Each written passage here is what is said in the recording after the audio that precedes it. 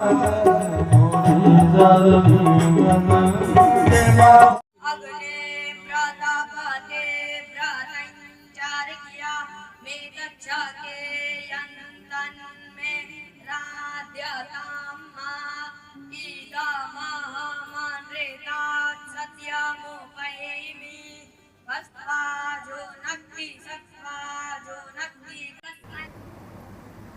कथा के प्रसंग में आपने श्री भरत जी का चरित्र सुना, जिनके नाम पर इस देश का नाम भारतवर्ष पड़ा है। भारतवर्ष नाम पड़ा है। आज भुवन कोश का वर्णन किया जा रहा है। हम जिस द्वीप में रहते हैं इसे जम्बू द्वीप कहते हैं। जब विद्वान विप्र संकल्प करवाते हैं तो जम्बू द्वीपे भारतवर्ष, और जिस वर्ष में है ये भारतवर्ष है। भारतवर्ष के समान नौ वर्ष हैं, जिनमें एक भारतवर्ष है, और 10वां वर्ष है महाराज इलावृत वर्ष, जहां पर कोई पुरुष जाए तो स्त्री बन जाता है पार्वती जी के साथ से। सुमेरु पर्वत जिसकी प्रदक्षिणा भगवान सूर्य करते हैं, जम्बू द्वीप के मध्य में महाराज इलावृत वर्ष है, और इलावृत वर्ष के बाहर 9 वर्ष है। जो भूलोक है, जिसे आप मृत्युलोक कहते हैं, भूलोक का विस्तार बहुत अधिक है महाराज। भगवान सूर्य का, भगवान चंद्रमा का जहां तक प्रकाश दिखता है वहां तक भूलोक की सीमा है। और इस भूलोक में जो सबसे बीच का द्वीप है उसे जम्बू द्वीप कहते हैं। 7 द्वीप हैं पृथ्वी पर। सप्तद्वीपा वसुमती, भगवान भाष्यकार पतंजलि जी ने महाभाष्य में कहा, 7 द्वीपों वाली। सप्तद्वीप सागर में खला, एक भूप रघुपति कौशला। भगवान श्री राम सप्तद्वीपा वसुंधरा के स्वामी थे। 7 द्वीप हैं जिसमें हम लोग निवास करते हैं। जम्बू द्वीप है, और जम्बू द्वीप जो है महाराज, इस जम्बू द्वीप में 9 वर्ष है। बीच में इलावृत वर्ष है, उसके चारों तरफ 9 वर्ष है। अब सुमेरु पर्वत जो है महाराज पापियों को नहीं दिखता है। श्री हनुमान जी महाराज के स्वरूप का जब वर्णन किया पूज्यपाद गोस्वामी जी ने, तो पर्वत कुंभकर्ण के शरीर का वर्णन भी किया है। भूधराकार शरीर है कुंभकर्ण का, किंतु हनुमान जी महाराज के शरीर का वर्णन करते हैं तो कहते हैं कनक भूधराकार शरीरा समर भयंकर अति बलवीरा। कनक भूधर अर्थात सुमेरु पर्वत। और कहीं कहीं जैसे हनुमान बाहुक है, स्वर्ण शैल संकाश कोटि रवि तरुण तेज घन। ये हनुमान बाहुक। स्वर्ण शैल संकाश कोटि रवि तरुण तेज घन। करोड़ों सुमेरु पर्वत के समान हनुमान जी महाराज का शरीर है, और प्रकाश कोटि रवि तरुण तेज घन। तरुण तेज, सूर्य भगवान जब मध्याह्न काल में होते हैं, इससे हनुमान जी महाराज का प्रकाश है। तो जो सुमेरु पर्वत है, सुमेरु पर्वत महाराज, उसके चारों तरफ और भी पर्वत हैं। यहां पर मुख्य पर्वत जो सुमेरु पर्वत के लिए थूनी के समान है। जैसे हमारे यहाँ छप्पर ऊपर लोग लगाते हैं, घर बनाते हैं तो थूनी लगाते हैं, खंभा। ऐसे ही 4 पर्वत हैं महाराज, जिनका नाम है मंदर, मेरु मंदर, और सुपार्श्व तथा कुमुद, ये 4 पर्वत हैं, बड़े विलक्षण हैं। और इन पर्वतों पर 4 सरोवर भी हैं। ये पंचम स्कंद में भुवन कोश का वर्णन कथा व्यास नहीं करते हैं, क्योंकि अत्यंत गंभीर है। भूगोल खगोल का वर्णन नहीं करते हैं, द्वितीय स्कंद की कथा नहीं करते हैं। हम लोगों ने 5 वर्ष भागवत को पढ़ाया है, टीकाओं के सहित पढ़ाया है। महाराज वृंदावन में एक विद्वान थे श्रीनाथ जी। श्रीनाथ जी बहुत बड़े विद्वान थे और अयोध्या में कथा करने आए, छावनी में। हम लोग भी कथा सुनने जाते थे। उन्होंने श्री स्वामी अखंडानंद सरस्वती जी से भी पढ़ा था और भागवत की कथा कर रहे थे। तो उन्होंने परीक्षित जी के मोक्ष का वर्णन करते हुए कहा कि भेजे खगेंद्र ध्वज पाद मूलम। परीक्षित जी खगेंद्र ध्वज के पाद माने चरण के समीप पहुंचे। उन्होंने कहा कि इसका अर्थ यह है, मांडूक्योपनिषद में अयम आत्मा चतुष्पाद, आत्मा के 4 पादों की चर्चा है, वही पाद है निर्गुण ब्रह्म की प्राप्ति किया, ऐसा उन्होंने अयोध्या में वर्णन किया। महाराज हम भी कथा सुन रहे थे। हमने कहा कि मंच से उतरो तब बताओ। मैं और क्या भाई, मंच की एक मर्यादा होती है। बड़े बड़े महंतों का नाम लेते थे, कथावाचक महंत और नेता, इन 2 का नाम बहुत श्रद्धा से लेते हैं महाराज। तो वो महंत का अर्थ नहीं जानते हैं।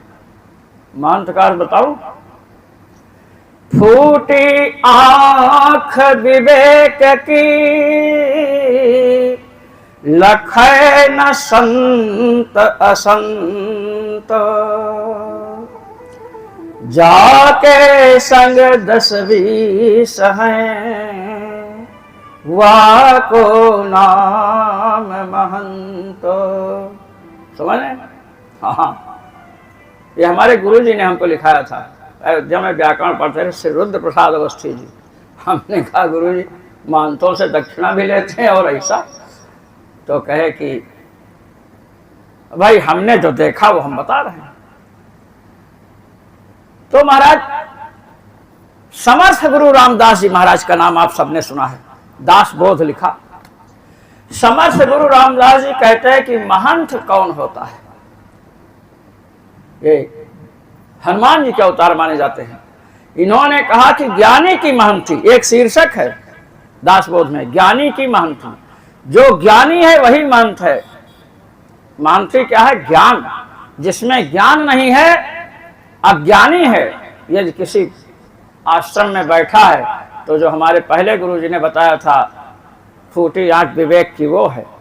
और अगर ज्ञानी है तो दासबोध में समर्थ गुरु रामदास जी महाराज जो शिवाजी को निर्देश दिया महाराज, उन्होंने बनारस में महाराज 12 हनुमान जी की स्थापना किया था और जगह जगह हनुमान जी की स्थापना करते थे। बड़े भारी, बहुत महान संत थे, उनको कोटि कोटि नमन है। श्री राम जय जय राम का जप महाराज 12 साल किया था गोदावरी में समर्थ गुरु रामदास जी, बिना जप किए, बिना तप किए। ये हलवा पूड़ी खीर फलाहार करने से तेज नहीं बढ़ता, ये आप लोग समझ लीजिए। एक महात्मा भजन करते थे, उनके पास लोग मिलने जाते थे तो एक पहलवान गया मिलने के लिए। महात्मा विप्र कुल के, पतले पतले थे महाराज। पहलवान ने चलते समय कहा कि महाराज जी, आप में तेज तो दिखता नहीं, आपके मुख पर तेजो मंडल नहीं दिख रहा है, और हमारा चेहरा देखिए कितना चमक रहा है। पहलवान ने कहा। महात्मा जी ने कहा हम भी यही सोच रहे हैं। महाराज ने एक दिन वन में घूमने का कार्यक्रम बनाया कि वन में घूमेंगे, तो पहलवान साहब कहे हम भी चलेंगे। उनके पास बंदूक थी, दुनाली, उसको लेकर के गए। महात्मा जी ने कहा इसकी क्या जरूरत है? कहे महाराज जंगली जीव आ जाए तो क्या होगा। खैर गए जंगल में। महात्मा जी वहां ले गए जहां पर शेर रहता था। जब वहां पहुंचे, उसको मनुष्य की गंध मिली तो महाराज गर्जना किया, तो जितने लोग थे सब पेड़ों पर चढ़ने लगे। पहलवान साहब भी पेड़ पर चढ़ गए। पास में आकर के जब गर्जना किया तो दुनाली बंदूक नीचे गिर गई। बंदूक के साथ और भी कुछ चीजें गिरी हैं, मैं नाम नहीं लेना चाहता, अब समझ लीजिए आप लोग। तो उन्होंने महात्मा जी से कहा कि महाराज पेड़ पर चढ़िए नहीं, खा जाएगा। अरे कहे तुम में ब्रह्म तेज है, तुम भी चढ़ गए, तुम में इतना तेज है, तुम भी ऊपर चढ़ गए। शेर आ रहा है, बड़े तेजस्वी उस दिन कह रहे थे। नीचे उतर कहे नहीं महाराज खा जाएगा। शेर आया महाराज, महात्मा जी की आंख से आंख मिलाया और उसके बाद महात्मा जी के चरणों में मस्तक रखा और लौट गया। अब उन्होंने कहा पहलवान साहब आप नीचे उतरो। तो उन्होंने देखा कि जब महात्मा जी का चेला है शेर, तो अब तो हमको कुछ नहीं कहेगा। नीचे उतरे, कहे ये बताइए कि आप ऊपर चढ़े, आप तो कह रहे थे हम तेजस्वी हैं, आप चढ़े। ये जो सिंह है ना, शेर तेज को पहचानता है क्योंकि शेर अत्यंत तेजस्वी होता है। इसकी गंध मिल जाए तो महाराज जंगली जानवर अगर शेर शिकार करके छोड़ देता है, और वे भेड़िया लकड़बग्घे सब जाते हैं, और जहां शेर की गंध आई तो भागते हैं वहां से, हाथी तक भागते हैं वहां से। शेर ने हमको देखा, शेर समझ गया कि इनमें तेज है, इसलिए उसने आंख से आंख मिलाई तेज देखने के लिए, और जब तेज का उसे भान हुआ तो चरणों में मस्तक रखकर चढ़ गया। तुम्हारा जो मत्था चमकता है काजू किशमिश बादाम खाने से, समझे कि नहीं? चेलों से मालिश करवाते, पहलवान बड़ी मालिश करवाते हैं महाराज, लठ से पिटाई करवाते हैं अपनी आंखों से मैंने देखा। तो ये स्थिति है। तेज जो है, तेज का अनुभव सबको नहीं होता है। तो महाराज चर्चा चल रही है कि जो पर्वत हैं उन पर क्या है, 4 सरोवर हैं। 4 सरोवर, एक तो दूध का, एक तालाब में दूध है, बताऊंगा नहीं पहुंच जाएंगे सीतापुर वाले दूध भरने, वहां बहुत दूर है, पास में होता तो बता देते। एक मधु का है, शहद का, वो ओरिजिनल शहद, और एक ईख के रस का समुद्र है, और महाराज एक मीठे जल से भरा समुद्र है, उसको लेकर पियो, केवल नींबू डालने की जरूरत है। अब महाराज मंदराचल की गोद में, जहां मंदराचल है वहां पर एक आम का पेड़ है। आम महाराज इतना ऊंचा है, इसमें तो लिखा है 1100 योजन ऊंचा, 1101 योजन में 4 कोस होते हैं। बहुत बड़ा पेड़ है। अतिशयोक्ति, हमारे शास्त्रों में जो संख्या अधिक बताई जाती है उसका तात्पर्य है बहुत अधिक में। नृग महाराज ने गायों के अपने द्वारा दी गई गायों के दान का वर्णन किया, कितनी गाय दिए। उन्होंने कहा कि जितने पृथ्वी पर बालू के कण हैं, धूल के कण, आकाश में जितने तारे हैं, इतनी गौओं का मैंने दान किया। वर्षा में जितनी बूंदें गिरती हैं इतनी गौओं का दान किया। अब आप बताओ, पृथ्वी पर जितने धूल कण हैं इतनी गायें पृथ्वी पर आएंगी कहां? गाय तो बड़ी होती है, पानी तो सर्वत्र बरसता है महाराज, इतनी गायें कहां होंगी? तो कहा इसका तात्पर्य अधिकता में है। और पुष्कर इत्यादि में, चाहे आप कुरुक्षेत्र जाइए, वहां एक गाय के दान का फल 1 करोड़ गाय के दान के फल के बराबर है, वहां दान किए होंगे, इसलिए उन्होंने कहा ये है। अब महाराज जो आम का फल है, बड़े बड़े आम लगते हैं। अभी जामुन के जम्बू द्वीप है ना, इसका नाम जम्बू द्वीप इसलिए है कि जामुन का वृक्ष है। और महाराज उस जामुन के पेड़ में जो जामुन लगती है, अरे मैं ऐसे बता रहा हूं जी, हाँ, उसमें हाथी के बराबर जामुन लगती है, हाथी जितनी बड़ी। अब हम लोग वहां पहुंच जाएं और एक जामुन गिर जाए तो इसमें जितने लोग हैं इतने लोगों के लिए 5-6 जामुन पर्याप्त है। एक जामुन पीछे गिर जाए, वहां लोग बैठे हैं, 1-2 यहां गिर जाए, 2 यहां गिर जाए, एक इधर, और इतने में 4-5 के ऊपर एक जामुन गिर जाए और इनके ऊपर 2 जामुन गिरे।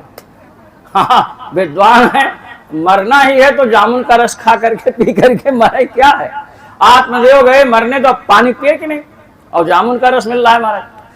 तो इतनी बड़ी जामुन है तो पेड़, जब हाथी जितना फल है तो पेड़ तो बड़ा होगा।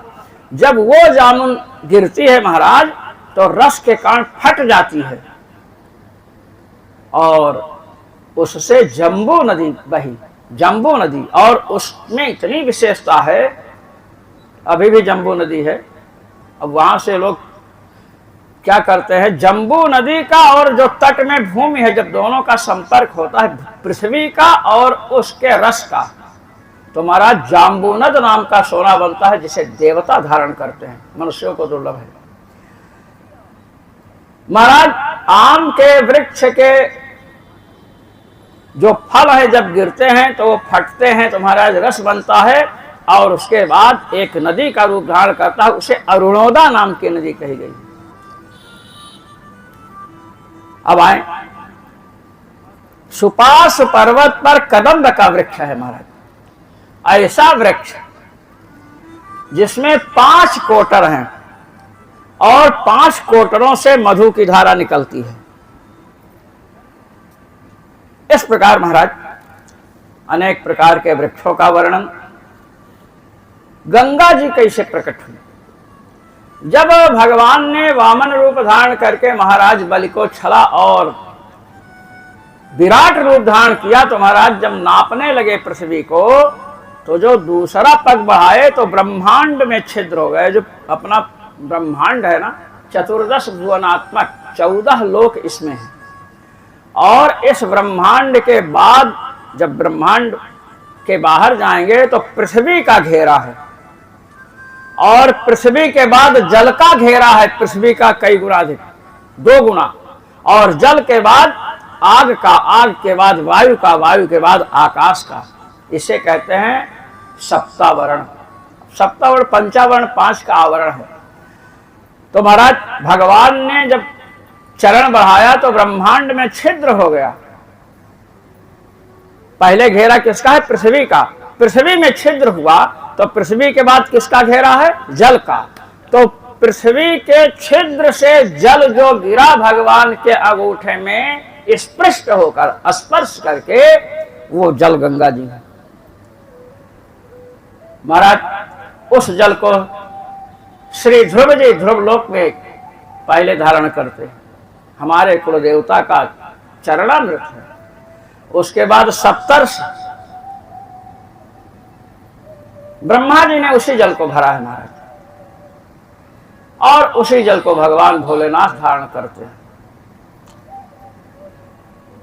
महाराज। शंकर जी ने गंगा जी को गायब कर दिया था जटाओं में।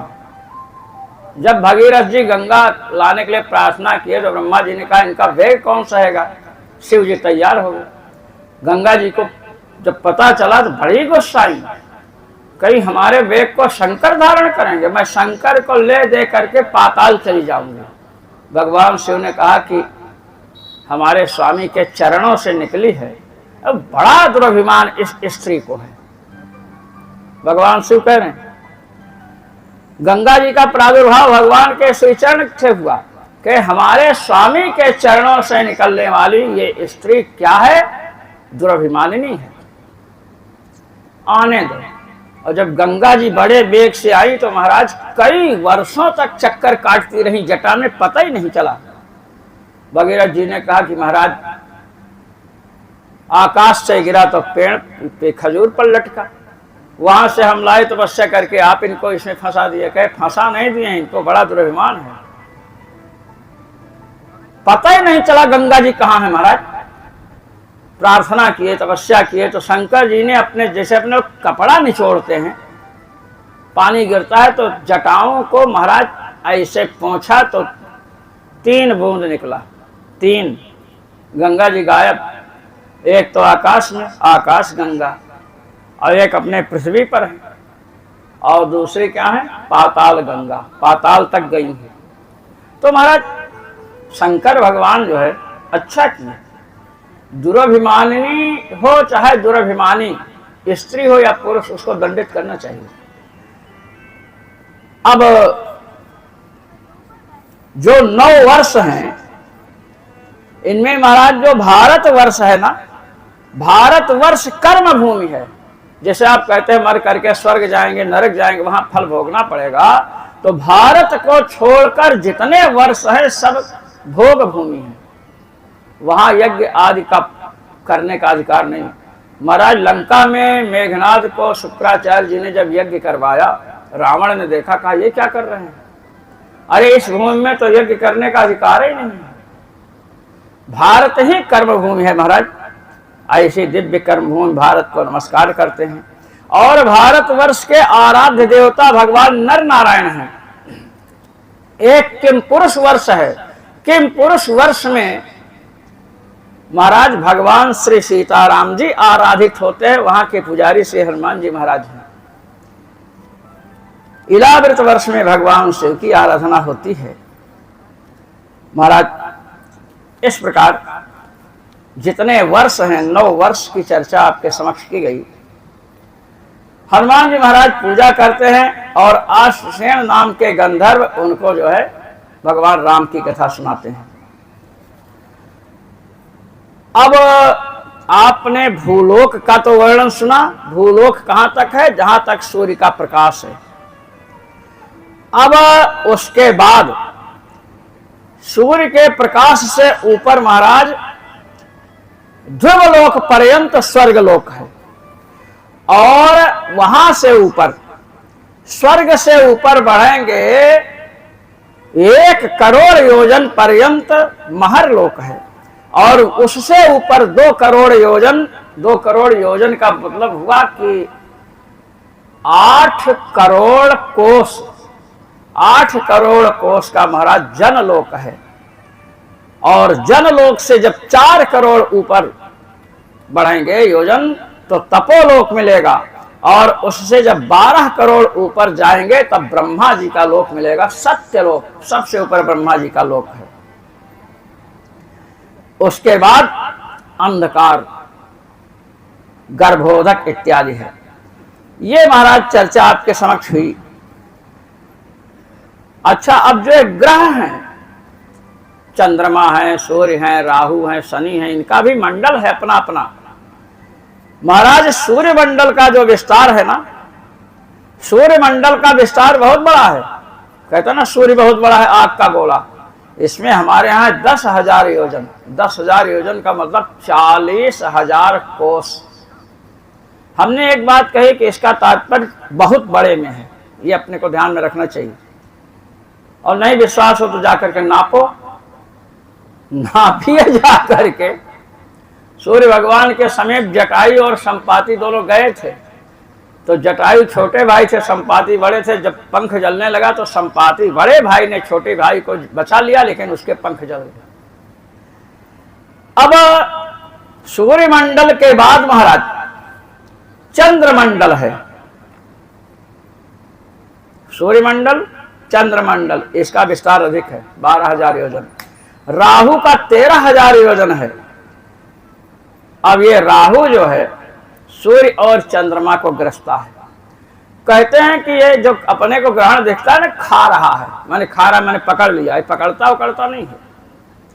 अब सूर्यमंडल का विस्तार समझ लो कि 10 अंगुल है और योजन, यहाँ अंगुल समझिए।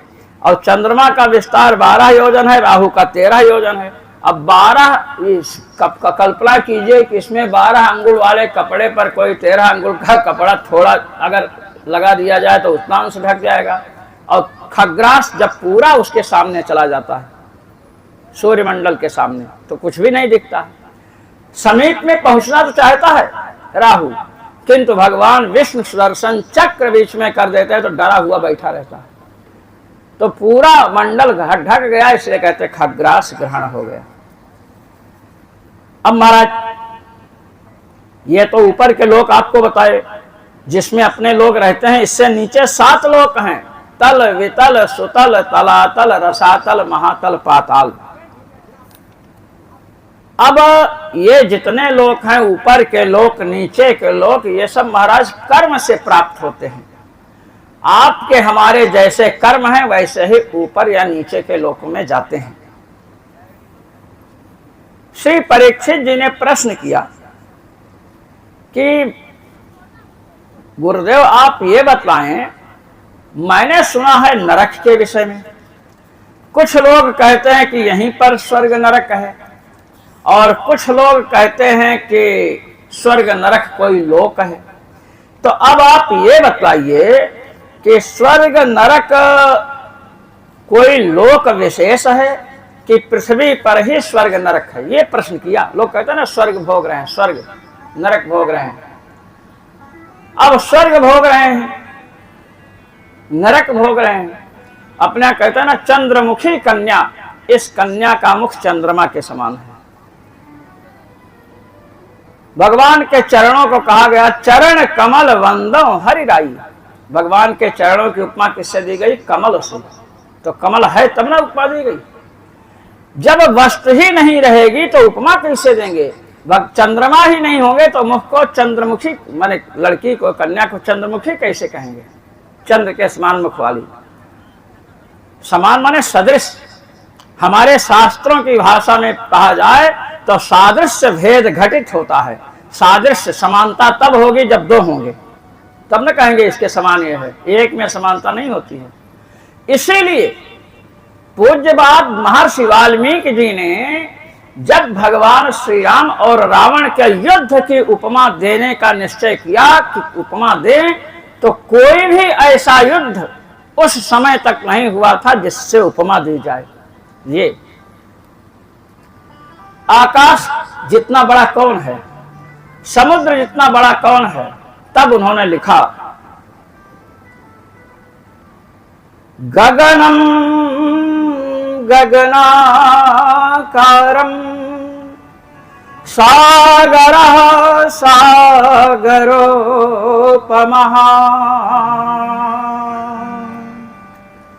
राम रावणयोर्युद्धम् राम रावणयोरिव। वाल्मीकि रामायण। आकाश के समान, तो आकाश किसके समान है? कहीं कोई है ही नहीं उसके समान। आकाश आकाश के समान है एक। सागर किसके समान है? सागर के समान है। कहे राम रावण का युद्ध किसके समान है? कहे बस राम रावण का युद्ध राम रावण के युद्ध के ही समान है। कोई ये अनुपमेय है। तो महाराज नरकों के कब कह रहे हैं स्वर्ग भोग रहे हैं? अब स्वर्ग कहीं होगा तब न कह रहे स्वर्ग भोग रहे हैं, नरक। तो श्री परीक्षित जी का प्रश्न है नरकाणाम भगवन किम देश विशेषा अथवा बहिस्त्रिलोक्या आहो सिदंतराल इति। तीन विकल्प किया। नरक कोई देश विशेष है क्या? जैसे दिल्ली है, काश्मीर, ये देश विशेष है। अब देश का मतलब ये मत सोचो कि भारत में है तो ये देश विशेष कैसे हो गए। इतने बड़े भूमि को भी देश विशेष कहा जाता है शास्त्रों में। तो महाराज देश विशेष में किसी भी जगह को देश विशेष, तो कहते हैं देश विशेष है क्या? यदि देश विशेष है, कोई देश है स्वर्ग और नरक, तो ये बतलाइए कि तीनों लोकों से बाहर हैं या तीनों लोकों के अंदर हैं। यह है प्रश्न। अब श्री परीक्षित जी कहते हैं अंतराल एव त्रिजगत्याः। तीनों लोकों के अंदर है। कि महाराज तीनों लोकों के अंदर हैं तो कहाँ है आप बताइए। और हमें पहले पता होता तो हम वहां भी गए होते, अपना शासन जमाते वहां। अरे कहे कि वहां ऐसे नहीं जा सकते हैं, दक्षिण दिशा की ओर। और महाराज भूमि से ऊपर, भूमि से ऊपर तो मनुष्य रहते हैं, भूमि के ऊपर रह रहे हैं ना। केचुआ उचुआ तो नीचे रहते हैं, अंदर। कहते हैं भूमि के नीचे, पृथ्वी से नीचे और जल से ऊपर। दक्षिण दिशा में पृथ्वी से नीचे और जल से ऊपर महाराज नरक लोक है। और वहां यमराज का शासन चलता है। वहीं पर अपने लोगों के पितर लोग रहते हैं। जितने लोग यहाँ बैठे हैं सबके पितर नरक में निवास करते हैं, समझे ना। अब ये मत सोचना कि नरक में क्यों है, स्वर्ग में नहीं है क्या। अरे भाई ऐसा है कि जो मूल पितर हमारे हैं, जहां से हम लोगों की परंपरा चली है, मूल पुरुष जो हैं वो वहां रहते हैं और अपने वंशजों के कल्याण की कामना करते हैं। और उसके बाद वाले पुण्य किए तो स्वर्ग गए, पाप किए तो नरक गए, किसी लोग गए, ये सब चलता रहता है। तो सबके पितर वहां रहते हैं और मंगल कामना करते हैं। जब हम श्राद्ध करते हैं, जहां श्राद्ध का प्रकरण पुराणों में आया है, मैंने इस पर एक लेख लिखा था। मान लीजिए किसी के पितर राक्षस बन गए, किसी के पितर मर करके सांप बन गए, किसी के कुछ बन गए। अब श्राद्ध में आपने खीर, गाय के घी की पूड़ी, अब आजकल तो गाय का घी दुर्लभ हो गया है, और महाराज ये सब खिलाया, तो आपके पितर यदि राक्षस बन गए तो राक्षस का भोजन तो मांस है, रुधिर है। अब वो ब्राह्मण को खिलाने से उस खीर पूड़ी को कैसे ग्रहण करेंगे, ये प्रश्न उठा। सर्प बन गए हैं, सर्प तो खीर और पीता नहीं है, दूध पीता है ना, दूध। तब वहां पर उत्तर दिया गया कि हम शास्त्र की आज्ञा का पालन करते हैं, जो विधान है कि ये खिलाना चाहिए। श्राद्ध में कोई ब्राह्मण मिल गया उसको बुलाए जिमा दिए, ये नहीं नियम है। श्राद्ध के लिए विशेष आदेश है शास्त्रों का, ये नहीं कि अपना भांजा बुला लिए, इसको बुला लिए, उसको बुला लिए, गांव के बड़े बूढ़े बुला, नहीं। केवल ब्राह्मण है तो उसे श्राद्ध खिलावे, ऐसी बात नहीं है। श्राद्ध उस ब्राह्मण को खिलाइए जो संध्या गायत्री करता हो, संध्या ना भी कर पाता हो। अब जिसे वेद ही नहीं पढ़ा तो संध्या क्या करेगा। गायत्री तो यज्ञोपवीत के समय दी जाती है, उपनयन संस्कार के समय ब्रह्म गायत्री का जापक हो, उसको जब खिलाएंगे तो आपके पितर उसके शरीर में समाविष्ट होकर के ग्रहण करेंगे, और उसमें रिश्तेदारी नहीं निभानी चाहिए।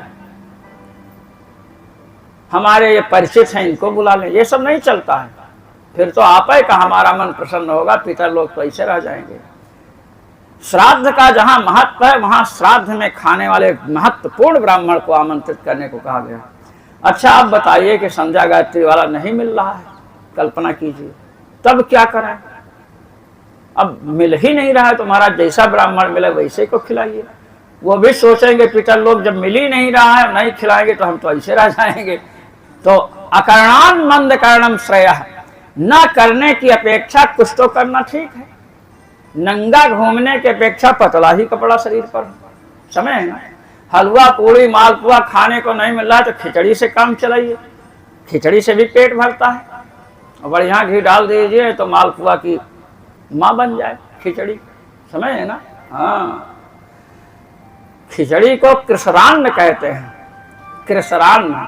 खिचड़ी खाओ तो मोटे नहीं होंगे, कृष्ण ही रहेंगे। ये योगी लोग खिचड़ी खाते हैं, तो महाराज ये है, योगियों ने मालपुआ खाने का, हलवा खाने का मना किया, कहा इससे जो है चर्बी बढ़ेगी, तो योग साधना नहीं होगी। तो महाराज पितर लोग मंगल, अच्छा जब रुधिर पीने वाले हैं, राक्षस बन गए, ये बन गए, तो ब्राह्मण को जो हम खिलाते हैं वह उन पितरों के, जैसे अब कोई मनुष्य बन गया, भाई पितर मरे सब थोड़ो सांप गोजर और बिच्छू बनेंगे, पुण्य किए हैं मनुष्य बन गए। तो अब हैं तो पितर, पहले आपके पूर्वज हैं, तो आपने जो खिलाया है उनको उस रूप में मिलेगा, समझ ना। अब कहो शराब पी रहे हैं, शराब के रूप में मिलेगा, नहीं।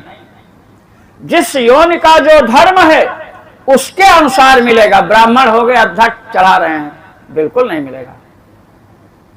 पहले शुक्राचार्य भी शराब पीते थे, शुक्राचार्य जी, बाद में बंद कर दिया। बृहस्पति के पुत्र खस गए संजीवनी विद्या सीखने महाराज।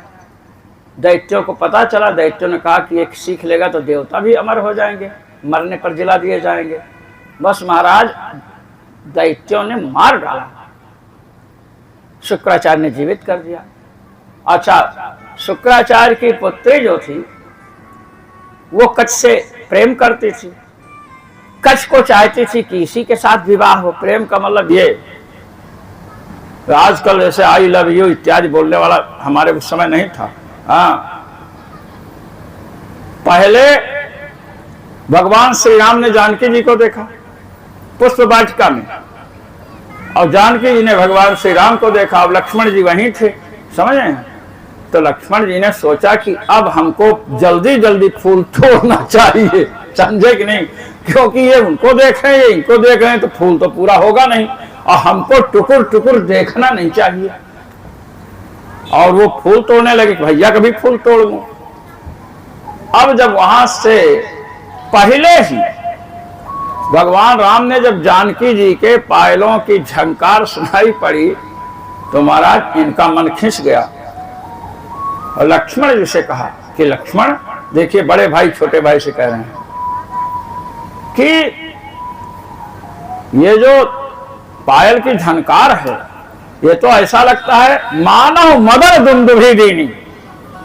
कामदेव ने मुझ पर विजय प्राप्त करने के लिए भेरी घोष नगाड़ा बजा दिया। लक्ष्मण जी चुप, और जब देखा तो महाराज मन खींचा। आप छोटे बच्चे देखे मन खिंचना स्वाभाविक है, इसीलिए हमारे शास्त्रों में कहा इंद्रियेभ्यः परा ह्यर्थाः। इंद्रियों से हमारे लोगों की जो ज्ञान इंद्रिय है ना, आंख कान नाक, इससे इसके विषय बलवान है।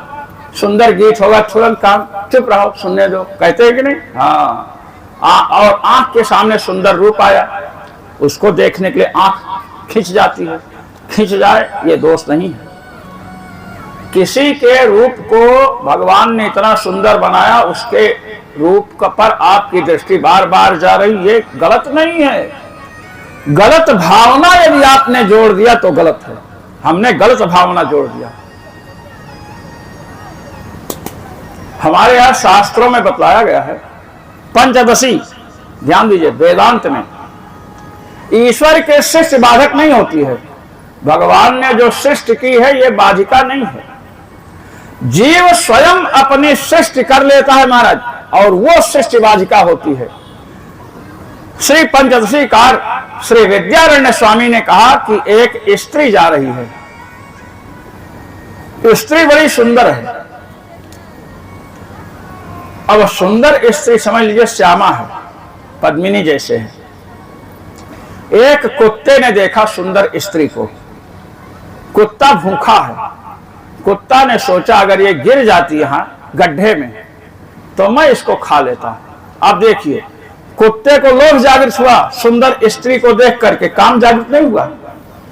एक कामी बैठा है, उसके सामने से गुजरी। अब स्त्री तो वही जो भगवान ने बनाई है।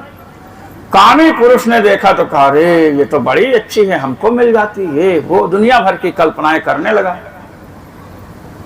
आगे बढ़ी, एक महात्मा बैठे हैं, उनकी दृष्टि पड़ी। उन्होंने कहा, हाड़ मांस का पुतला जा रहा है, ना आसक्ति है ना घृणा है, ना काम बुद्धि है ना लोभ बुद्धि है, किंतु कुत्ते में लोभ जगा उस स्त्री को देखकर। जो भगवान ने जिस नारी का निर्माण किया है उस नारी को देखकर कुत्ते में किसका भाव जगा? लोभ का। किसी सुंदर स्त्री को देख करके उसको बलात् जबरदस्ती पाने की इच्छा हो तो वो कौन होगा? कुत्ता। कौन होगा? कुत्ता, जबरदस्ती। और किसी स्त्री को देख करके काम वासना से आक्रांत हो जाए उसे कामी कहते हैं। और किसी सुंदर स्त्री को देख करके महाराज ना काम भाव जागृत हो ना लोभ जागृत हो, और सबसे उत्तम तो यह है कि जगदम्बा का स्वरूप समझ करके नमस्कार यदि हृदय से कर ले तो समझिए कि साक्षात वे महात्मा, वस्तुतः महात्मा है। ये जितनी नारियां हैं सब किसकी स्वरूप है? भगवती की स्वरूप है। तो महाराज ईश्वर के शिष्य बाधक नहीं हुई, सन्यासी को नहीं बाधक हुई। कुत्ते ने और कामी ने अपनी स्वयं की सृष्टि कर ली है कि हमको प्राप्त हो, संकल्प किया, इसलिए बाधक बन रही है। तो भगवान की सृष्टि बाधक नहीं होती। इसका बहुत सुंदर वर्णन श्री पंचदशी ग्रंथ में श्री विद्यारण्य स्वामी जी ने किया, वेदांत का विषय है।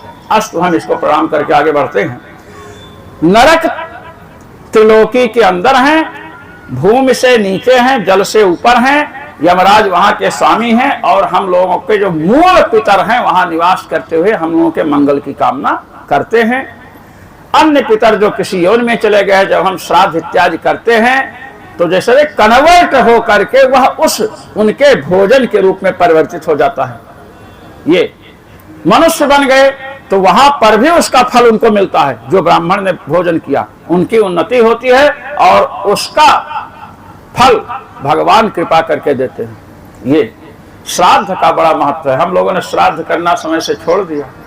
आज घर घर में पितृदोष है महाराज, भूत प्रेत अलाय बलाय। अब महाराज कहे कि नरक कितने हैं? कहे महाराज नरक तो 28 हैं। कितने नरक हैं? 28 मुख्य नरक हैं। जैसे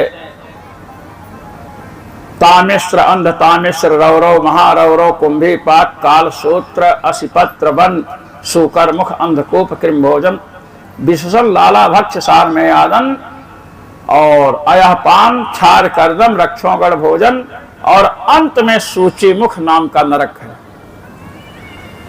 अब मैं नरक का वर्णन कथा में प्रायः करने का प्रयास करता हूं, क्योंकि नरक तो आपको जाने को मिलेगा नहीं। कथा सुन रहे हो तो नरक तो दुर्लभ है, तो सुन करके ही काम चलाइए। और भविष्य में ऐसा काम न करें कि ये नरक सुलभ हो जाए, क्योंकि कथा से जो पाप पहले हुए हैं वही नष्ट होते हैं। अरे भाई कोई दुश्मन आपका है तब न मारोगे उसको, और दुश्मन बाद में पैदा होगा तो अभी कैसे मार डालोगे? वो कंस भी नहीं मार सका, क्योंकि किसी वस्तु का विनाश तब होगा जब वो वस्तु होगी, तभी उसको आप नष्ट कर सकते हैं। चलिए महाराज, जो पुरुष धन संतान, दूसरे का धन ले लिया, चुरा लिया, संतान चुरा ले, लोग दूसरों के लड़का लड़की चुरा लेते हैं। लड़के चोर लड़का चोर बहुत पहले घूमते थे। लकड़ सुंघवा कहते थे हम लोग को डरवा में। लकड़ सुंघवा आया है, लकड़ी सुंघाएगा, बोरा में भर के ले जाएगा। बड़ा बेवकूफ बना भाई। हम एक जगह गए, सांगानेर में ब्रजेश जी बैठे, इनके पड़ोसी हैं तिवारी जी। उनके यहाँ एक बच्ची थी, प्रतिभा तो बड़ी हो गई, 11 में पढ़ती है, छोटी थी। अब छोटे बच्चे तो उधम मचाते ही है। आप लोग भी छोटे थे तो बहुत मचाते थे, आजकल के बच्चों से अधिक ही मचाते थे। तो महाराज जब वो उधम मचाए तो कहा टनटनवा की नानी आ रही है, बस वो डर जाए। मैं गया, हमने कहा कुछ उछलो कूदो। अरे कहीं टनटनवा की नानी आ जाएगी। हमने कहा ये कौन है? कहे जब मैं उछलती हूँ तो लोग बताते हैं आ रही, तो मैं बैठ जाती हूँ। हमने कहा मैं ऐसा मंत्र पढ़ देता हूँ आएगी ही नहीं। कि पढ़ दीजिए महाराज जी। और हमने झूठा ऐसे ऐसे करके फूंक दिया। हमने कहा कभी नहीं आएगी। अब उसके बाद जब उछलना शुरू किया तो तिवारी जी पहुंचे, कहे हे उछल रही, टनटनवा की नानी आ रही। कहती अब हम उछलेंगी, वो नहीं आएगी। महाराज जी ने मंत्र पढ़ के भगा दिया और चली गई, कभी नहीं आएगी। अरे कहे आपने क्या कर दिया महाराज? इसी से डरती थी। तो लड़कों को डरवाएंगे तो आगे उनके लिए घातक है। भकाऊ आ रहा, हम लोगों को डरवाते छोटे में, चुप रहो, भकाऊ आ रहा। भकाऊ आज तक हम नहीं समझे भकाऊ क्या है। ये है हाल। तो महाराज जो दूसरों के धन को, संतान को, स्त्री को जबरदस्ती ले लेता है, ये तामिश्र नाम के नरक में जाते हैं। और वहां पर महाराज जी को बड़ी पीड़ा मिलती है, मूर्छित बेहोश हो जाए। मारे तो बेहोश हो गए।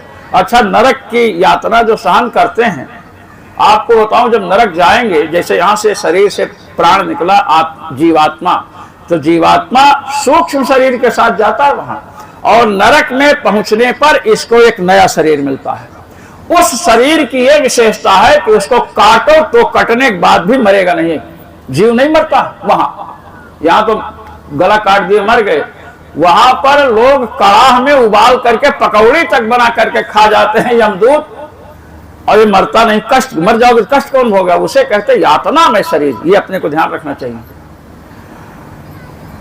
अब महाराज जो पुरुष या स्त्री शरीर में ही अहम बुद्धि करते हैं, शरीर में अहम बुद्धि तो सबको होती है। ऐसी अहम बुद्धि कि अपने सामने किसी को कुछ समझना ही नहीं। ज्ञानी है तो समझे हमसे बड़ा संसार में कोई ज्ञानी नहीं, पहलवान है तो समझे हमसे बड़ा कोई पहलवान नहीं, समझे। तो धनी है तो समझे हमसे अधिक कोई धनी नहीं। ये जो अभिमान है ये नहीं करना चाहिए। आपके पास धन है, समाज सेवा कीजिए, बच्चों की सेवा कीजिए, गरीबों की सेवा कीजिए। आपके पास बल है, लोगों की रक्षा कीजिए, तब ना आपको लोग बलवान मानेंगे, धनवान मानेंगे। लोग कहते हैं ना ये धनी है तो अपने लिए, हमारे लिए क्यों? क्योंकि हम अपने धन का उपयोग मात्र अपने लिए कर रहे हैं। बड़े भारी विद्वान होंगे, हमको क्या? क्योंकि हम अपनी विद्या दूसरे को दे नहीं रहे हैं। और जब विद्या देंगे तो कभी ऐसा नहीं कहेगा, अरे कहेगा ये विद्या दान करते हैं। विद्या दान, धन का दान, अनेक प्रकार के दान है महाराज। विद्या दान सर्वोत्कृष्ट दान है, क्योंकि अज्ञान को नष्ट करता है। महाराज ऐसे लोग जो है रौरव राम के नरक में जाते हैं। रुरु भयंकर प्राणी होता है, सर्प जैसे काटता है, और उसके बाद महारौरव नरक है। जो किसी की परजत माता पिता है, लड़का हुआ, लड़का बड़ा हो गया, शादी कर दिए, घर में पत्नी आ गई। अब पत्नी ने पढ़ाना शुरू किया। एक बार किसी ने कहा पति के कितने गुरु होते हैं? कहे पति के जीवन भर 2 गुरु होते हैं। माँ कहती है बहू पढ़ा रही है, कहती है ना बहू पढ़ा रही जब से आई तब से, और बहू कहती है सास पढ़ा रही है, तो 2 गुरु हो गए ना। और बेचारा पति करे क्या? माँ के सामने जाए वो डांटेगी, माँ से कुछ नहीं कह सकता है। और पत्नी के सामने आधा घंटा लेट हो जाइए आप घर पहुंचने में, देखिए 10-20 फोन तो आई, कहाँ हो, क्या कर रहे हो। एक व्यक्ति की पत्नी थी तो उसने कहा कि देखो मैं मायके बहुत दिन हुआ नहीं गई, तो कहे जाओ। अरे कहे मैं जाऊंगी तो तुम पता नहीं क्या कर डालो। अरे कहा इतना तो विश्वास पतियों पर रखो। उसने कहा कि मैं तुम्हें 1 घंटी दे रहा हूं, 1 घंटी जब फोन लगाओ तो घंटी चरखी घुमाना, तो और चरखी यहां से घूमेगी, स्विच ऑन करोगे घूमने लगेगी। तो जब वो फोन करे तो कहा चरखी घुमाओ, तो चरखी घूमने लगे। समझे घर में 5 दिन के बाद आई, दरवाजे पर पहुंची, दरवाजा बंद था। फिर उसने जो है फोन लगाया तो फिर चरखी घूमी, तो कहा खोलो, तो नौकर दरवाजा खोला। उसने कहा कहाँ है? कहे वो तो 3 दिन से कहीं गए हैं पार्टी में। कहे पार्टी में चरखी कैसे घूम रही? कहे चरखी जो है हमको दे गए हैं कि जब फोन आवे, फोन भी जब फोन आवे तो स्विच ऑन कर दिया करना। ये देखिए पति का कमाल, समझ रहे ना। ऐसे ऐसे पति भी होते हैं, समझ रहे ना। तो क्या करोगे, ये है हाल। तो महाराज जो ऐसे लोग हैं कि पत्नी के तरफ ध्यान नहीं देते हैं, पुत्र के तरफ ध्यान नहीं देते हैं, माता पिता के तरफ ध्यान नहीं देते हैं, केवल अपने विषय में ही सोचते हैं, अपना ही कपड़ा अच्छा होना चाहिए, ऐसे बहुत कम लोग होते हैं। यहां तो कोई नहीं होगा। प्रदीप जी किसी जानते हो तो बताइए। कह रहे कोई नहीं है, समझे कि नहीं, यहां कोई नहीं है। ऐसे कहा ना, बहुत कम लोग होते हैं, बिरले बिरले होते हैं जो पत्नी पर, पुत्र पर, माता पिता, भाई माता पिता नहीं मानेंगे तो पत्नी को मानना ही पड़ेगा। पत्नी में आसक्ति नहीं तो पुत्रों में, बच्चों में होगी। लेकिन ऐसे भी लोग होते हैं। तो महाराज ऐसे लोग जो हैं महारौरव नरक में जाते हैं, जो केवल अपना पेट भरने के लिए पशु पक्षी को पकड़ करके मारते हैं। उनके लिए एक विशेष नरक है महाराज, कुंभी पाक। और एक कालसूत्र नामक नरक है। कालसूत्र नामक नरक में प्रायः लड़के जाते हैं, और लड़के जब बूढ़े हो जाते हैं उसके मरने के बाद जाते हैं। जो संसार में माता पिता के जीवित रहते उनकी सेवा नहीं करते, उनका विरोध करते हैं, माता पिता का विरोध। वेद भगवान का स्वरूप है। वेद शास्त्र का विरोध करते करते तो कल्पना है, तो ऐसे हो गया वैसे। मैंने कल मैक्स मूलर की चर्चा की थी। मैक्स मूलर जब देखा भारत में आकर के कि यहाँ लोग एक दूसरे का सहयोग कर रहे हैं, पूछा क्यों? कहे पुण्य होता है।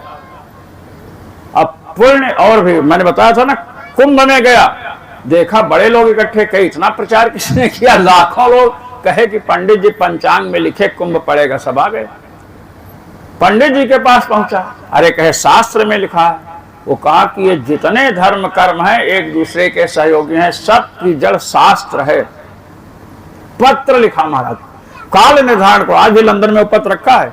हम लोग काशी में पढ़ते रहे, उस समय एक बार चर्चा हुई, एक विद्वान ने कहा कितने पेज का, वे सब हमको ध्यान नहीं। उसने कहा कि इनके धर्मशास्त्र या जो ग्रंथ हैं प्राचीन ऋषियों के द्वारा, उनका काल निर्धारण कर दो महाराज, और अधिकतर काल निर्धारण ईसा के अंदर वाला करो। गीता को 1400 साल बता दिया, उनका खंडन भी लोगों ने किया।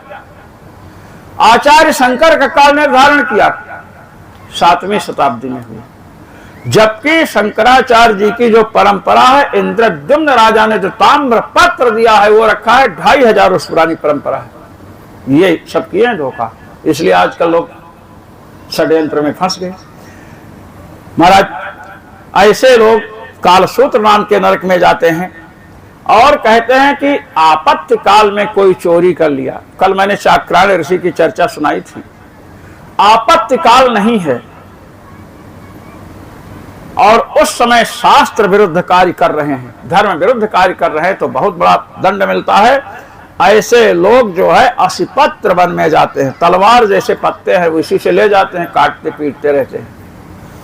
और बिना अपराध के जो राज कर्मचारी किसी को दंडित करते हैं, ब्राह्मण को शारीरिक दंड, मैंने ऐसा मारे कि खून उन गिरने लगा, तो ये लोग शुकरमुख नाम के नरक में जाते हैं। समझ, ये विशेष व्यवस्था पुलिस विभाग के लिए है, जो पुलिस विभाग है ना उसके लिए, क्योंकि ये लोग किसी ने घूस दे दिया तो किसी को भी फंसा देते हैं महाराज। अच्छे भी उसमें होते हैं, लेकिन अच्छे कम होते हैं, उनको तो बाद में पता चला तब निर्णय देते हैं। और जो लोग खटमल मारते हैं, खटमल मारने वाले तो इसमें है भाई, जो अब खाट में खटमल हुआ पीटते हैं, पहले तो धूप में रखेंगे। हम लोग बचपन में देखते रहे, कहाँ खटिया बाहर रख धूप में, अब खटमल भगाइए, कुछ तो उसके पावे में छिप जाए, और उसके बाद पीटे निकले तो मारें उसको। जो लोग खटमल मारते हैं वे पुरुष, और जो स्त्रियां जुआ मारती हैं, हाँ स्त्रियों का भी बता देने, तो लोग जुआ बैठ जाएंगी, कोई काम नहीं है, बैठ गई एक दूसरे को ऐसे ऐसे करके, और जब निकला तो ऐसे, मैंने देखा है, समझे कि नहीं, जुआ। अरे बंदरों की जुआ खोजते मैंने देखा अयोध्या में, हम तो बड़े आश्चर्य भी पड़े। हमने कहा ये तो स्त्रियों से भी आगे हैं, स्त्रियों के गुरु हैं, मतलब जुआ मारने की शिक्षा लगता है उन्हीं से मिली। बंदर ये बड़ा जुआ खोजते हमारा। जो खटमल मारते हैं, जुआ मारते हैं, ऐसे लोग महाराज किस नरक में जाते हैं? अंधकूप नरक में जाते हैं। एक कुआं है, बड़ा गहरा है, उसमें अनेक जानवर रहते हैं, उसमें ढकेल देते हो, काटते रहते हैं। जो मनुष्य बिना किसी को खिलाए खा लेते हैं, जैसे आपके घर में ब्राह्मण आए, अब आपके घर में ब्राह्मण आए और आपने पहले ही खा लिया, हलवा बना कर थोड़ा खा लेते हैं, क्या है, दूध पी लिया, अच्छी वस्तु अपने लिए रख दिया और आमंत्रित ब्राह्मणों के लिए आपने ये कर दिया, माने भेद बुद्धि आई, तो किस नरक में जाएंगे महाराज? कृमि भोजन नाम के नरक में जाते हैं। कृमि भोजन, कृमि माने कीड़ा, और उस नरक में इतने कीड़े हैं कि जो जाता है उसको भूख लगती है, कीड़ों को खाता है, कीड़ों को भूख लगती है उसको खाता है। एक कृमि भोजन नरक है, अतिथि का अपमान करने से विशेष होता है। अब मान लीजिए आप अकेले हैं, नहीं अकेले खा रहे हैं, तो भी तो किसी ने हमसे पूछा महाराज हम अकेले रहते हैं तो क्या करें? हमने कहा भगवान को भोग लगा दो, तुलसी डालो। अच्छा, और कहीं भी प्राणी हो तो पक्षी तो मिलते ही हैं, चींटी चींटा मिलते हैं। आप थोड़ा अंश निकाल करके उनके लिए रख दो। अपने पास बड़ी व्यवस्थाएं हैं, समझे कि नहीं? ऐसी बात नहीं है। ना खिलाने के अनेक बहाने हैं और खिलाने के अनेक बहाने हैं। तो महाराज एक नरक है जिसे वैतरणी कहते हैं, आप सब जानते हैं वैतरणी, गाय का दान करते हैं ना, गोदान।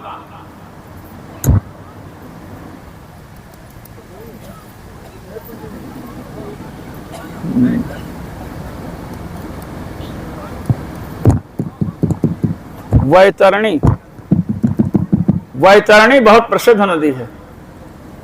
वैतरणी में खून, मांस, मज्जा, कफ जो खखारते हैं ये सब बहता है उसमें, और बड़ी गहरी है। जो गोदान नहीं करते हैं, जो पाप किए रहते हैं, उनको जब वैतरणी पार करना होता है तो उसमें महाराज ऐसे ऐसे जीव हैं वो काटते हैं, वैतरणी में डूबते रहते हैं। वैतरणी को पार करने के लिए गोदान आवश्यक है। इसीलिए देखिए अपने परंपरा है, कोई मरता है या मरने पहले गोदान कराते हैं।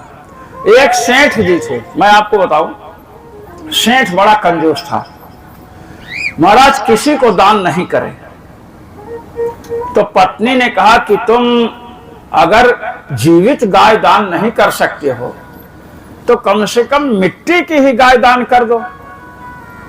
कर मिट्टी की गाय, मिट्टी को गाय बनाएंगे, उसको पकाएंगे, उसमें क्या कहते हैं आग में, बनाने वाला पैसा लेगा, पकाने का अलग पैसा, मैं नहीं दान करूंगा। उसने कहा कि नहीं, मैं पैसा दे दूंगी। लेकिन अब मिट्टी की गाय लेगा कौन दान? कोई ब्राह्मण इतना मूर्ख तो है नहीं। तो जिस ब्राह्मण को देना था उससे कहा कि गाय चांदी की होगी, ऊपर से मिट्टी रहेगी। ये आपको पता है, हमको पता है, पति को नहीं पता है, नहीं तो मरेगा ही नहीं, उसके प्राण अटके रहेंगे।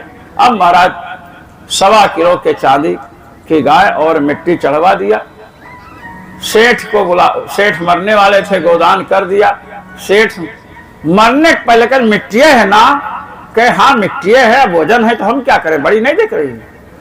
अब जब वैतरणी गए सेठ जी तो देखे उस इलाके के कई लोग वहां पहुंचे हुए थे, समझे कि नहीं? सीतापुर के 11 लोग वहां पर थे। सेठ ने देखा अब सीतापुर के जो लोग थे सबके पास गाय आ गई, क्योंकि उनके बच्चों ने गोदान कराया था, गोदान करवाया था, सबके सामने गौ माता आ गई। और यमदूतों ने कहा जो गाय की पूंछ पकड़ेगा वो पार होगा, और इसके जीव जंतु नहीं काटेंगे। सेठ ने कहा कि अब मैं क्या करूं हमारे सामने। तो उसने देखा कि एक मिट्टी की गाय आ रही है, समझे? मिट्टी की गाय आई। यमदूतों ने कहा सेठ मिट्टी की गाय गल जाएगी। सेठ ने कहा तो हमें वैतरणी में तो जाना ही जाना है, अरे 1-2 हाथ के बाद है ना गलेगी। अब इसने पूंछ पकड़ी गाय की, गया तो देखा कि मिट्टी गल रही है, तो इसके प्राण सूखने लगे। मिट्टी गल गई और वो गाय चमकने लगी। सेठ ने अपनी पत्नी को वही वैतरणी से प्रणाम किया कि हे धन पत्नी, तुम्हें बार बार प्रणाम है, तुम अगर नहीं होती तो आज वैतरणी में मेरी कचूमर निकल जाती, समझे ना? हाँ, तो महाराज वैतरणी पार किया। ये वैतरणी नाम की नदी बड़ी खराब है। अब इसके बाद ब्राह्मणों के लिए एक विशेष नरक की व्यवस्था है, ब्राह्मणों के लिए आरक्षित है। जो ब्राह्मण गधा पालते हैं, गधा और कुत्ता पालते हैं। अब कुछ लोग कुत्ता वाले तो भयभीत हो रहे हैं, अरे भयभीत मत हो, हम भी तो, ये शरीर भी ब्राह्मण का है। गधा पालते हैं और गधे, अब ब्राह्मण गधा कम ही पालते हैं, हम तो नहीं देखे किसी को। हाँ, कुत्ता मैंने देखा है, बड़े बड़े ब्राह्मणों के यहाँ कुत्ता पालते हैं। वे ब्राह्मण प्राण रोध नाम के नरक में जाते हैं। कहते हैं कि सभी कुत्ता पालने वाले ब्राह्मण नहीं जाते हैं, जो कथा सुनने आए होंगे वो नहीं जाएंगे, और कथा सुनने के बाद पालेंगे तो तब तो बाद की कथा सुनो। ऐसा है कि जो ब्राह्मण गधा या कुत्ता पालते हैं और उनसे शिकार करवाते हैं, लोग शिकार करवाते हैं कुत्ते से, वे ब्राह्मण नरक जाते हैं। इस नरक में महाराज, क्या नाम, प्राणरोध नरक में जो ऐसे पाल रहे हैं वो नरक नहीं जाते हैं।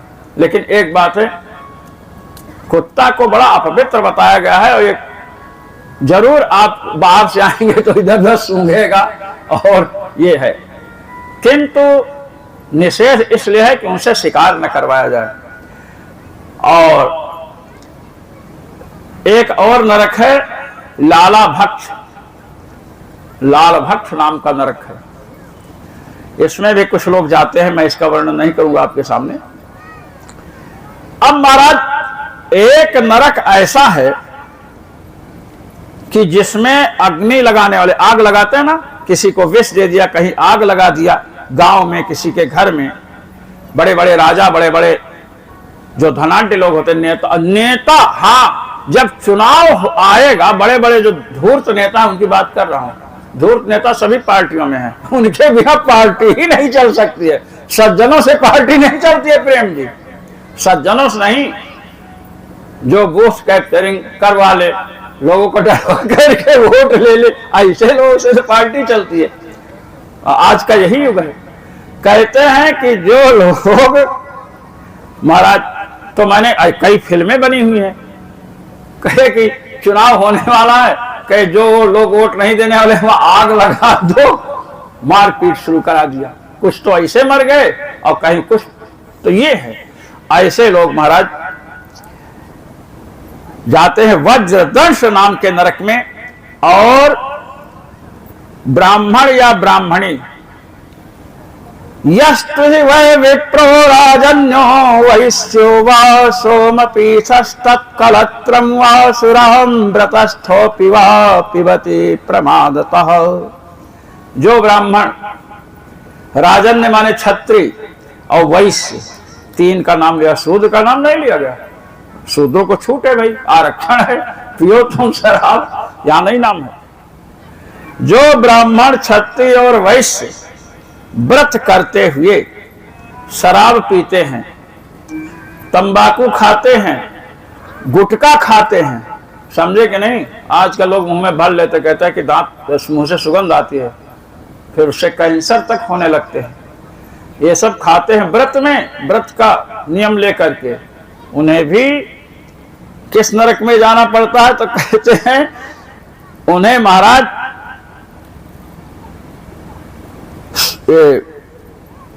इस नरक का नाम बड़ा विलक्षण है।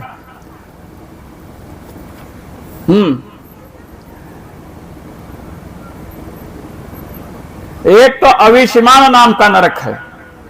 जो झूठ बोलने वाले हैं, जो झूठ बोलते हैं ना, न्यायालय में जाकर के गवाही झूठी देते हैं, जो झूठी गवाही देते हैं, और जो वकील झूठा मुकदमा जिताते हैं, और जो न्यायाधीश झूठा माने घूस लेकर के निर्णय देते हैं, ये सब किस नरक में जाते हैं महाराज? अविषमान नाम के नरक में जाते हैं।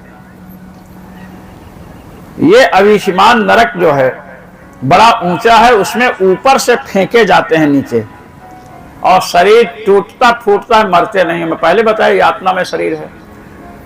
वकील लोगों की वहां भीड़ लगी रहती है, जो वकालत करने वाले हैं ना, झूठे मुकदमा, झूठी गवाही देने वाले। एक महाराज वकील थे, बड़े अच्छे वकील थे, कैसा भी मुकदमा हो महाराज जिता देते थे, कैसा भी। एक ब्राह्मण की 40 चांदी के सिक्के एक गणरिया ने लिया, जो भेड़ चराते हैं। आप तो भेड़ चराने वालों को हम सब लोग जानते हैं। ब्राह्मण ने मांगा, कहा कि नहीं है, बाद में मुकर गया महाराज। ब्राह्मण ने मुकदमा कर दिया। अब उसने उसी वकील को किया जिससे मुकदमा में विजय ही होती थी। वकील ने कहा कि सुनो, कितना लिए थे, सही सही बताओ। कि 40 सिक्के चांदी के हमने लिया, दिया नहीं। कहे मुकदमा तो तुम्हें दिला दूंगा, मुकदमा में विजय हो जाएगी, 20 हमको देना पड़ेगा। उसने कहा बिल्कुल दे देंगे। अरे 20 तो मिलेगा। कहे देखो, जब वहां तुमसे कोई भी प्रश्न करें, पूछें कि तुम्हारा नाम क्या है, तो कहना बैं। तुमने पैसा लिया कि नहीं, तो बैं। बस जैसे भेड़ बोलती है ना, केवल यही कहना और कुछ नहीं। अब न्यायालय में जब पूछो मैं करे भेड़ जैसे। जज ने कहा कि ये क्या है? वकील साहब खड़े हुए कहे सरकार सर इतना सीधा साधा आदमी भेड़ की भाषा छोड़कर कुछ जानता ही नहीं है, ये क्या पैसा लेगा? कहे कि सत्य कह रहे हो। महाराज हमारे ब्राह्मण हार गए। वकील साहब पहुंचे, कह दो 20 रुपया। कहता है मैं। वकील साहब को मैं किया। वकील साहब ने कहा कि ये क्या मैं कर रहे हो? तो वहां के लिए मैंने कहा था। उसने कहा कि आप सिद्ध कराए हो कि मैं बेबे छोड़कर कुछ जानता नहीं हूं, अब आप भी मेरा कुछ नहीं बिगाड़ सकते हो, आपका भी 20 मैं दूंगा नहीं, मैं अपने पास रखूंगा। वकील ने कहा बताओ हमसे भी बड़ा धूर्त निकला ये, समझे? तो इस प्रकार जो झूठे मुकदमों को किसी प्रकार विजय दिलाते हैं, माने अनपराधी को अपराधी सिद्ध करने वाले ऐसे नरक में जाते हैं महाराज। तो व्रत करते हो तो उसमें तंबाकू, गुटखा, शराब, चरस ये सब नहीं पीनी चाहिए, नहीं खाना चाहिए। इस प्रकार महाराज जो लोग बलि देते हैं, किसी की बकरी पाए, बकरा पाए, काट दिए, काली जी के यहाँ, भैरव के यहाँ जाकर ऐसा प्राय होता है। लड़के तक को काट देते हैं, हमारे लड़का हो जाए इसके लड़के की बलि दे दी। कहते ऐसे लोग जो अधर्म पूर्वक जीव हिंसा करते हैं, ये लोग महाराज रक्षोगण भोजन नामक नरक में जाते हैं, वहां राक्षस इनको दंडित करते हैं। जो सर्प के समान उग्र स्वभाव वाले हैं, सांप को देखो बिना बात के फुंकारता रहता है, जिसको देखे उसी को आंख टेढ़ी करके देखते हैं, ऐसे लोग दंड सुख नाम के नरक में जाते हैं। इस प्रकार अनेक प्रकार के नरक हैं। एक नरक सेठों के लिए आरक्षित है। कंजूस सेठ जो होते हैं, कंजूस सेठ, एक सेठ ने अपने मुनीम से कहा कि थोड़ा जोड़ना कि हमारे पास संपत्ति कितनी है। उसने कहा कि इतनी संपत्ति है कि 7 पुश्त तक खाएं तो कम नहीं होगी, बस 1 दिन की कमी है।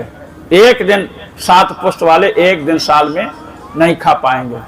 उसने परिवार वालों को बुलाया, कहा ऐसी ऐसी बात है। तो लोगों ने कहा कि अब उसकी चिंता क्यों करते? कहें हमको चिंता है। कहे तो क्या करें?